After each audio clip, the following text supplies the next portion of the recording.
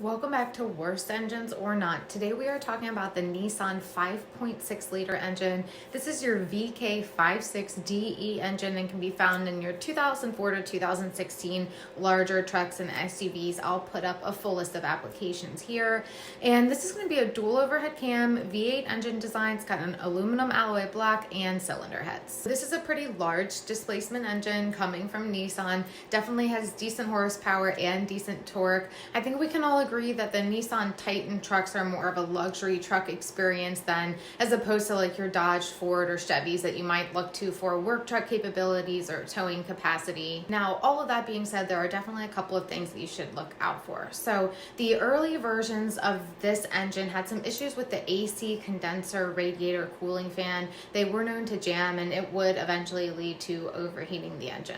Next in line, we've got your timing chain issues. This was supposedly corrected in the 2012 and newer engines, but those earlier engines had issues with the timing chain stretching. And when your timing chain stretches, it puts a lot of stress on your tensioners, which can eventually break. This is also a very noisy problem, so you're going to hear like squeaking and rattling coming from your engine. Eventually, your timing can jump teeth, and that is going to lead to a lot of problems internally. The exhaust manifolds on these engines were also known to have some issues. So this is just a poor design by Nissan. These are made out of metal. Exhaust manifolds are going to be exposed to a lot of heat over time. So that constant heating and cooling and heating and cooling is eventually going to mess with the integrity of the metal. And what would happen is you would get these little cracks in your exhaust manifold. You eventually are going to start leaking gases and smoking, and it's not a difficult or expensive fix, but it's definitely a problem. The fuel pumps on these engines are notorious for going out early. Obviously, that can be a huge problem.